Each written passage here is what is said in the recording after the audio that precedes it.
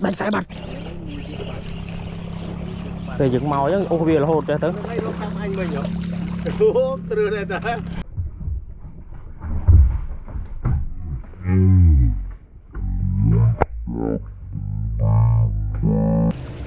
tao bóng ồn một tu sân cao bỏ tray bóp nhóm nơi tuần lễ sạp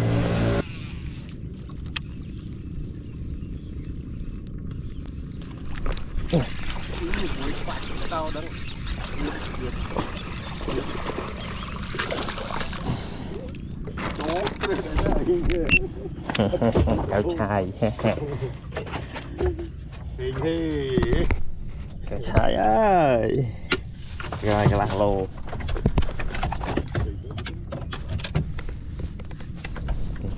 cái này mình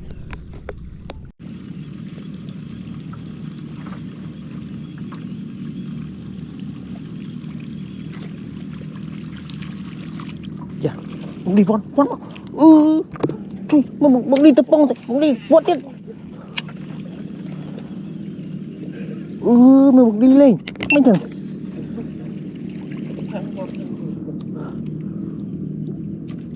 ô bông đi lên bông nuôi mình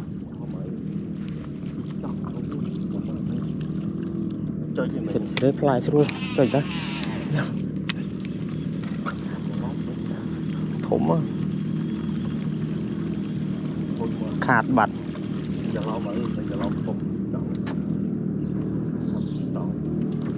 nơi plastic khăm đậm biếng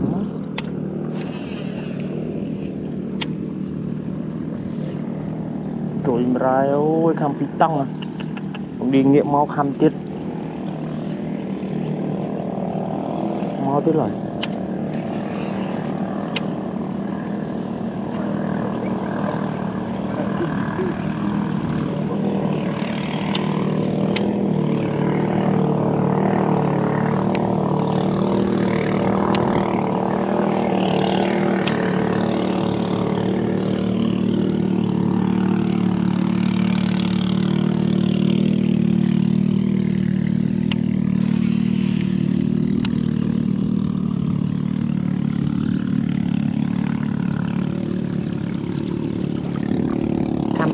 mấy thông chiếu phanh nhom ban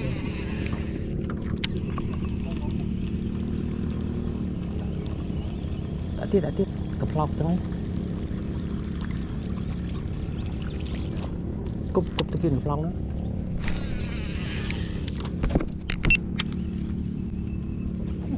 tôi sẽ đau vào rồi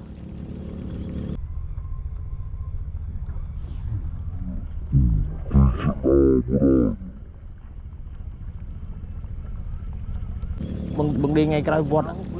nó bớt nôi tê sẽ đau ơi bưng đi ngay cái chạy cam mình có vọt bị tăng chứ này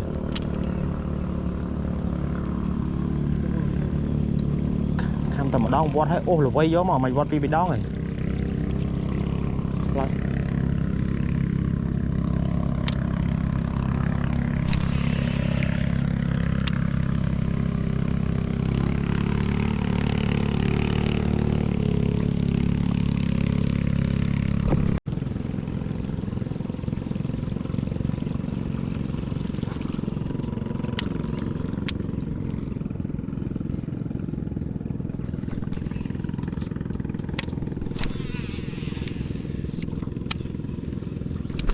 nổ phải cam nó mò tia này phải cam cái tui phải cam trâu cái tui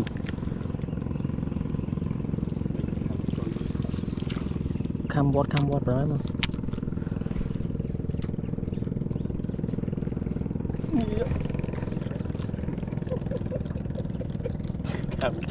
bố mà trời à linh bài là cúp tiết sẵn toàn là con khăn cúp cái lanh mình đi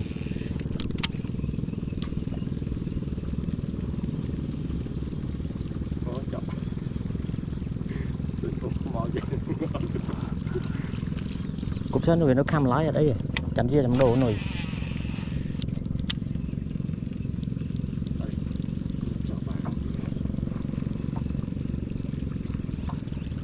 cười mà trời trôi dậy trời đổ vào trôi trong đồ hai chăm đọc nó lại đồ hai anh đi bị tẹt tiên gì anh luôn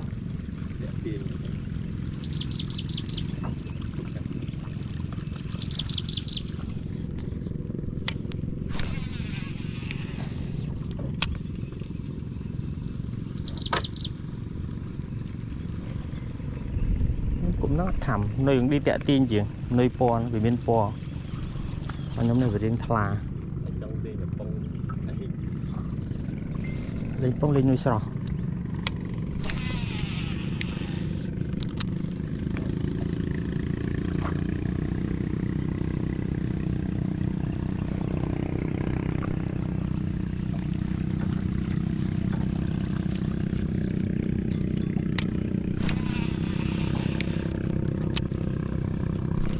máu tôi cho đau đi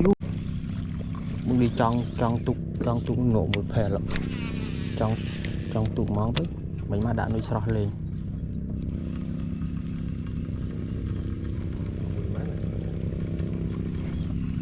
vô đi một đánh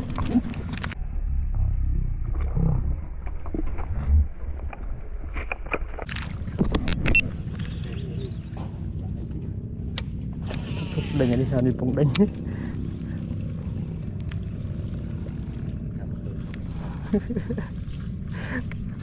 chọn tục nó cả đấy chọn tục nó có lên sạch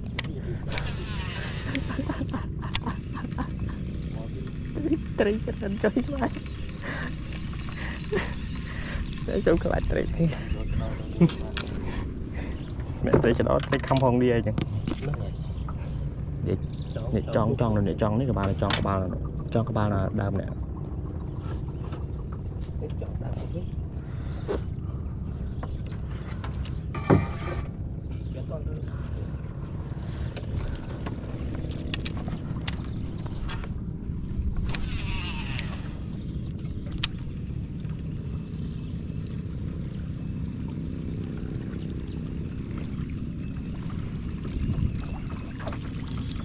việc đánh chẳng bị khăn đâu mà đâu thắng này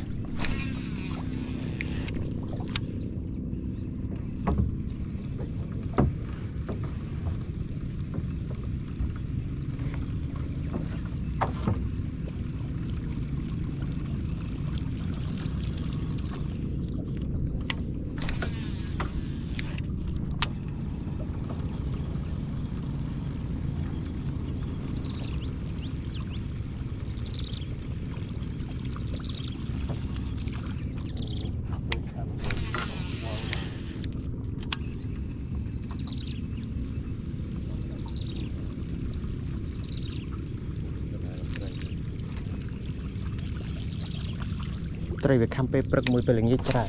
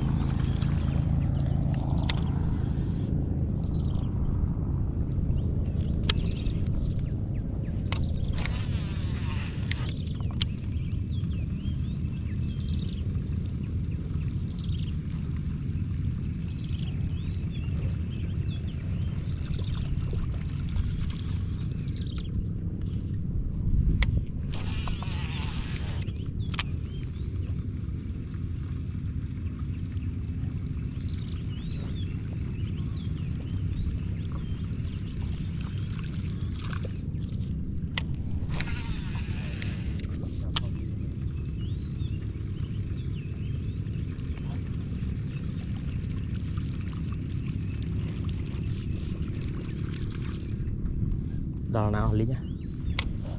của rèn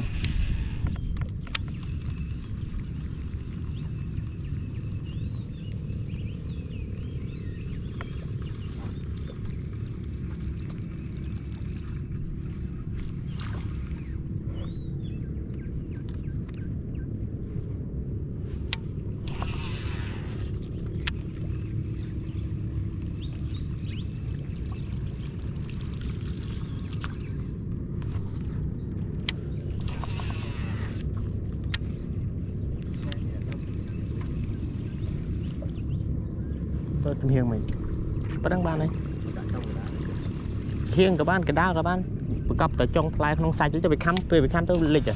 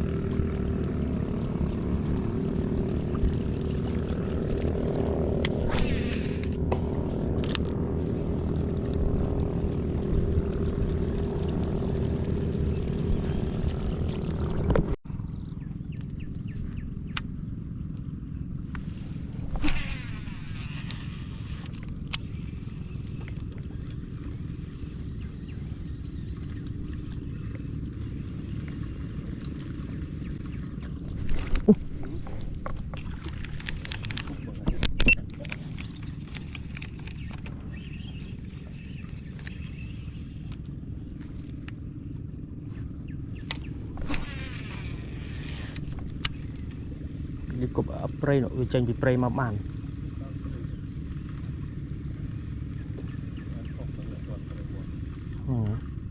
khám con nuôi nhưng nó lươn đá nó đi viêm mượn khinh đầy nhất cùi tực rồi thản thông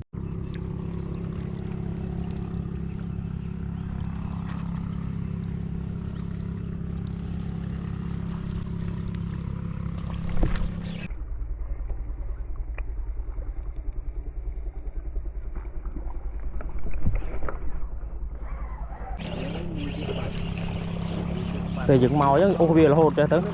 anh mình nhở từ đây ta anh ơi ra rô khám anh mình pi thủ chồng đi chăm giờ tục mỗi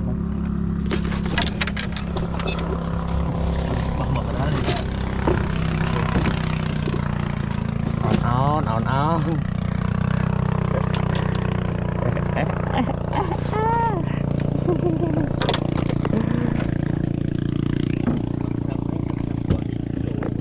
đinh nuôi hao cơ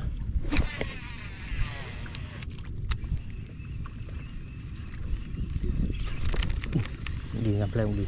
mau tới rồi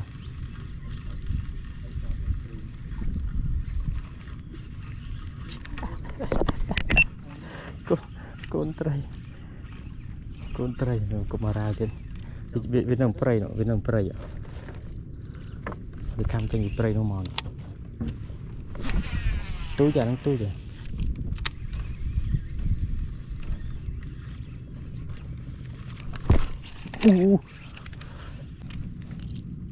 tịch tiền nuôi mùi này có bỏ ra khăm mà lần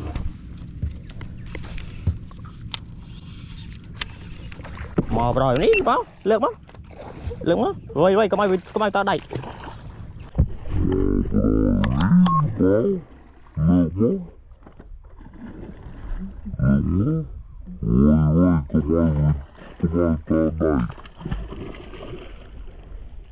Sdai ơi sen sdai ôn nắng bé đi tơ bong đừng cho ba thà mình ai đừng run lại cái miên ruột ôn sdai mình bán khót cùng nhị ráng ơi chui thôi về ly đã lên túc 2.1 mình đi lược oi bia biết lược ở bia cái chọ ban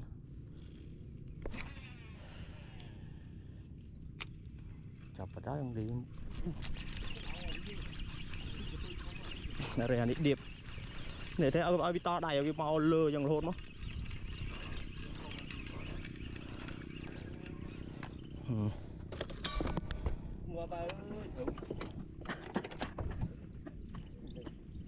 vậy vậy trời đó là khám khai tay đèn máu là lăn tuốt à nó sẽ đái không đi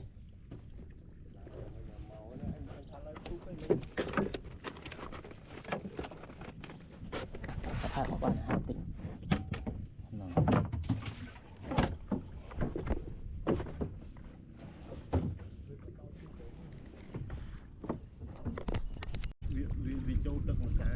tật có ba vì chỗ đó tật cái về rơi nhưng khi mình đi mình oi tray có ba chỗ tật hồn nương nà tray thốn mới dừng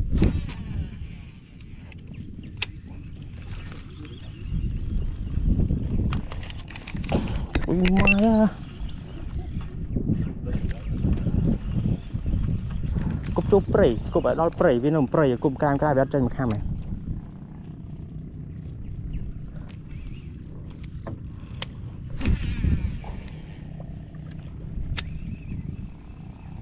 đạn đèn rồi lòng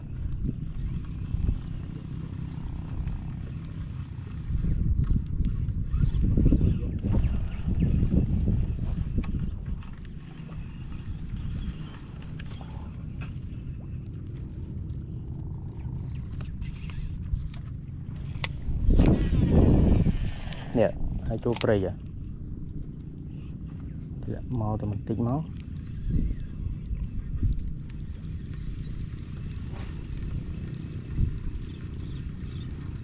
ô này là một đòn một này rồi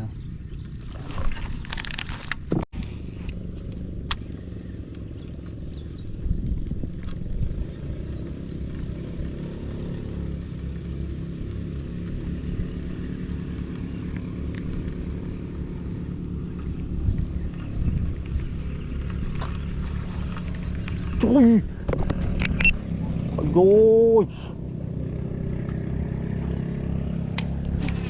đồngประมาณกิโล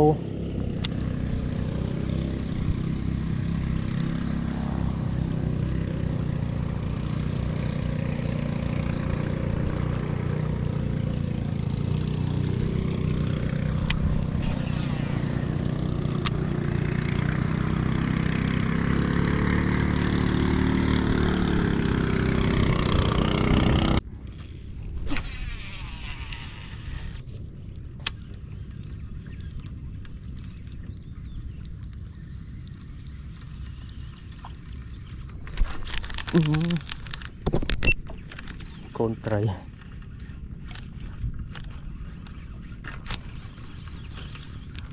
baby fish đã nuôi không sai lo đã nuôi không sai nó lăn tụt vào sai rồi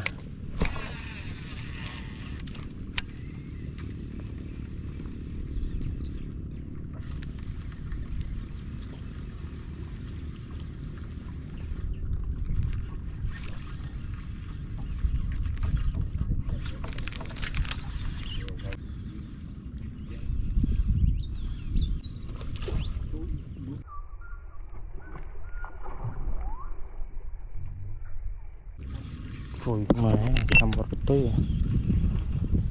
không mấy nè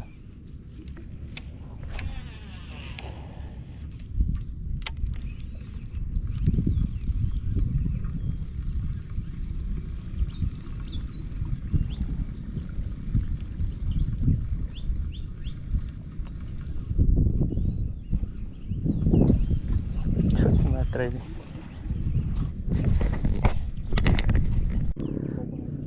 một đạo lúc tung mình tay sẽ đau ở đây nó tiếp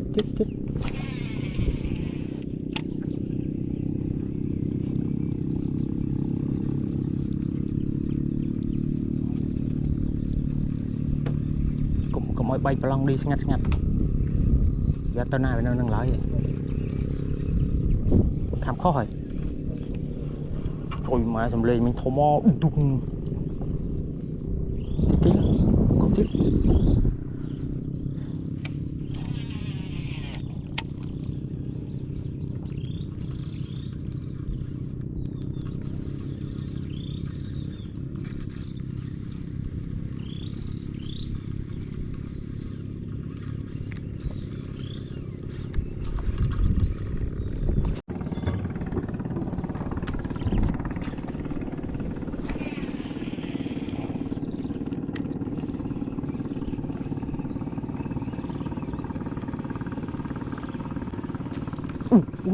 Đi cho đau khăm đi.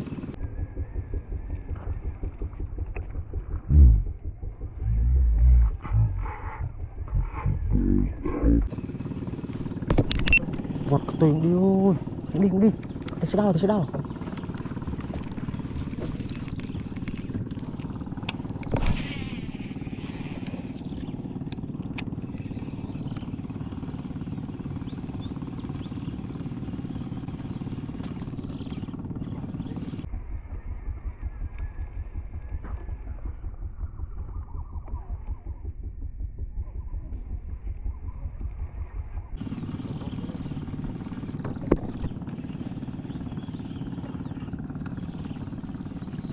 Trời thốn à.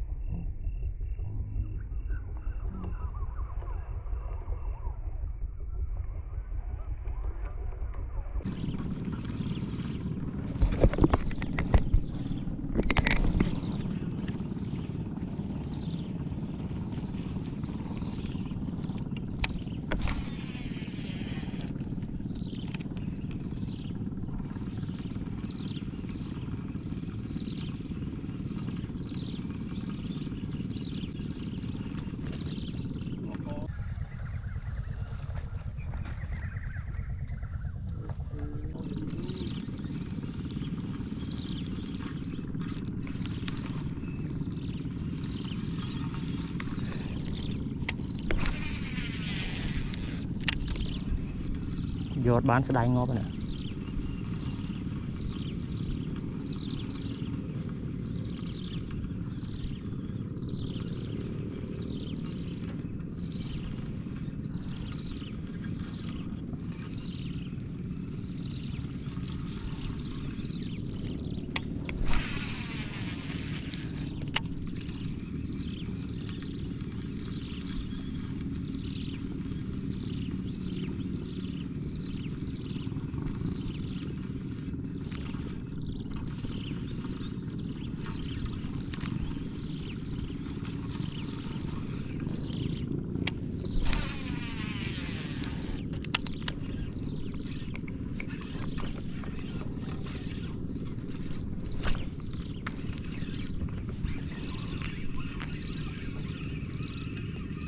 Chọc bà đang đi ơi. Thôi thọc tiêu nó trôi lòng tôi đau con này. ស្ដាយអើយសែនស្ដាយអូនណាស់ពេលនេះតើបងដឹងច្បាស់ថាមិនអាចនឹងរួចឡើយគ្មានរូប Kìa, thôi mà rơi nè.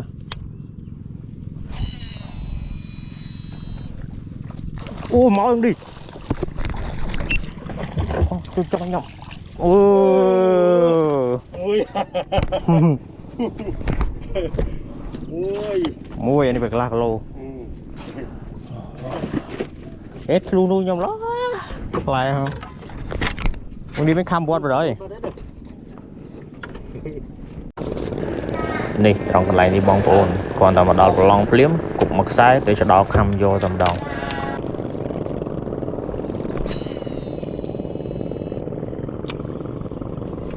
Đi chỗ đây.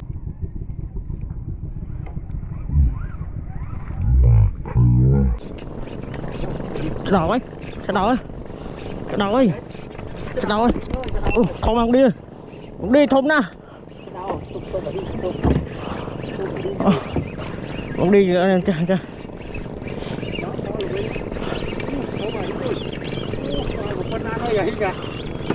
thằng đi nó xin nhỉ đi xin nhỉ đi chi lăng lên lướt đi vớt không nào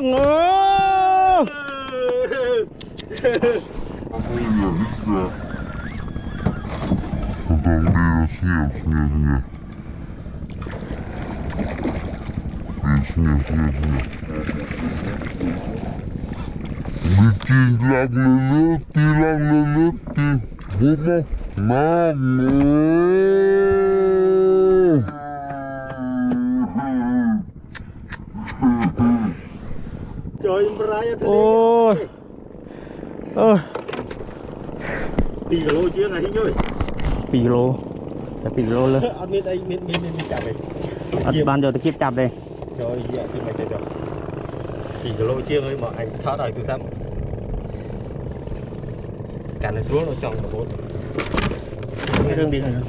bốn bắt đây 4 ta đấy này này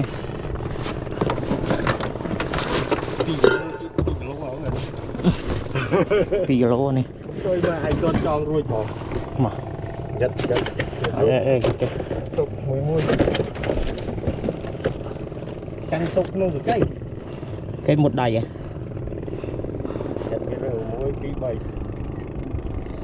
đó tại mà chân đi ok bàn đi hai bên nữa sẽ tụi sao nhóc thì chị bà nè ủa để cái nào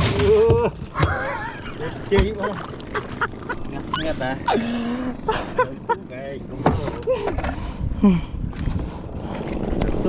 ui đầu rồi không đi máu ơi ui mấy chừng có thấy đây đôi plastic ở có hơn đi ơi anh đang về men nghiêng ấy ui bông đi ui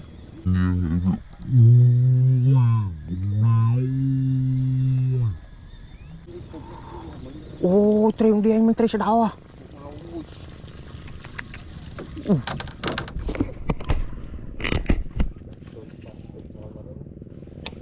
đây cái tôi về nó cam thiệt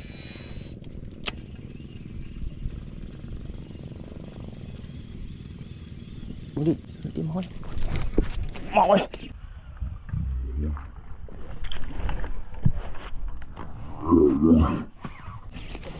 sẽ đau cũng đi sẽ đau nữa này với cam trong của tôi chúng tôi cũng đi với cam trong của tôi thấy nhau đấy thì sẽ đau nó này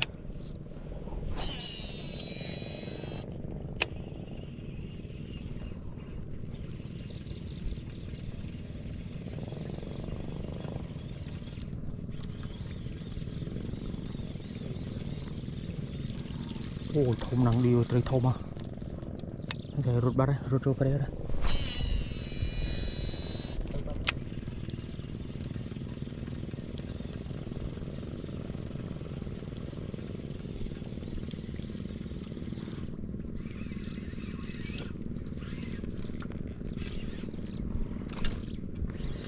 ស្ដាយអើយសែនស្ដាយ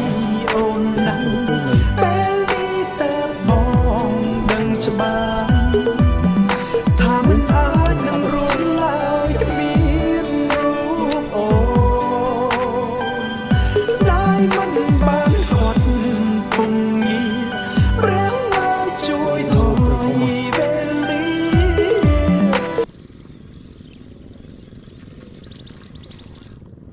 đi lên đây nào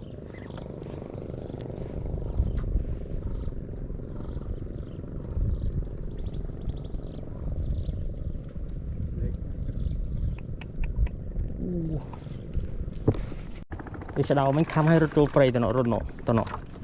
nọ em khơi côn trai phá là nó lột sạch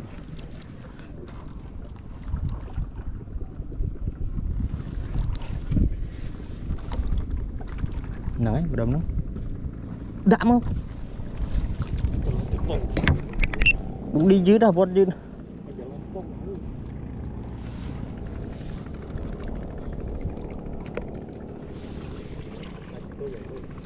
Đạch tôi tiết rồi nào ta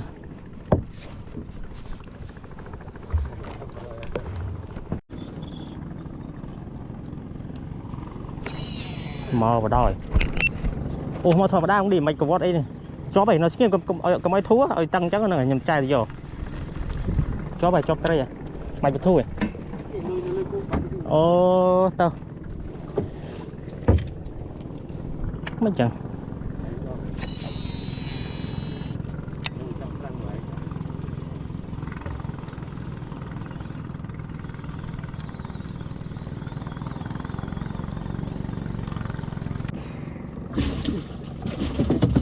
cá đây cá đây mà thôi lục tại đây đó bạn muối bạt bằng đi mẹ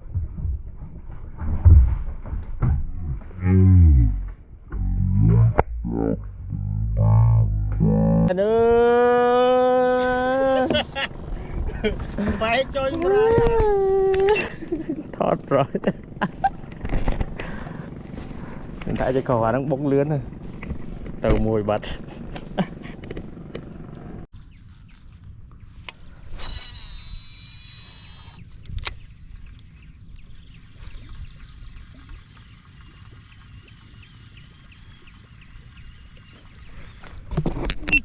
đó không đi ra vay lươn không vay là hốt nằng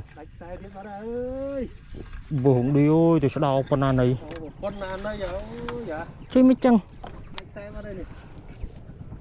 xẻ thả tụi phê đã đông nâng oi à đông nhầm riếp oi luôn mà chả đây nâng đông đâu việc sai bị tao ấy vậy đâu đang lại vâng một khúc nghe đây đạch xe bên này tao à tôi sẽ đào không đi ơi thôi mà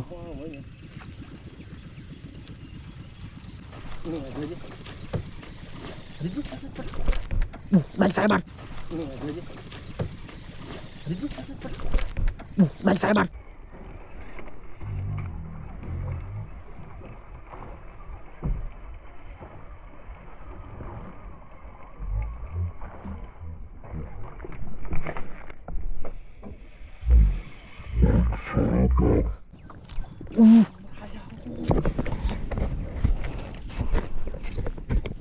thôi ra à